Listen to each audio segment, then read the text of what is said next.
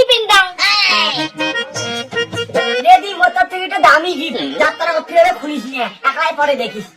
ও মা, রাখি পূর্ণিমার দামি দামি গিফট পাওয়ার জন্য তো বড়লোক ভাইকে নিমন্ত্রণ দিছু, তা যে এই গরিবটা কোথা থেকে চলে আসছে না।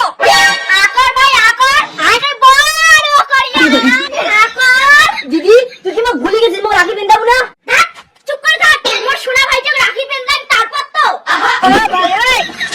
নে হাতটা বাড়াও, হাতটা বাড়ার কথা কি তো কয়া দেওয়ার লাগবে। নে 10 টাকা রাখি পিন্দালুম, এলা রাখি পিন্দার গিফট দে। ও মাই গড, 10 টাকা মাত্র।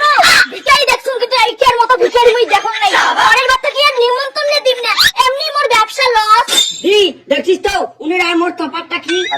দিদি তুই কি মোক মিষ্টি খোয়াবো না? খোয়ান তো, চোখ বন্ধ কর আর হা কর। না তুই অত বড় হাঁকড়ি পাই না, মোক শরম লাগে। নাটক কম করো প্রিয়, আনছিস তো 10 টাকা, আরো শরম লাগে। খাই নে, বাতাসা খা।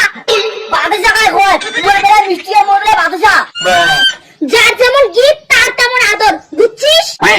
সোনা ভাই মোর, তোর মনে ভোগ লাগছে না? যা খাবার বস। A few moments later.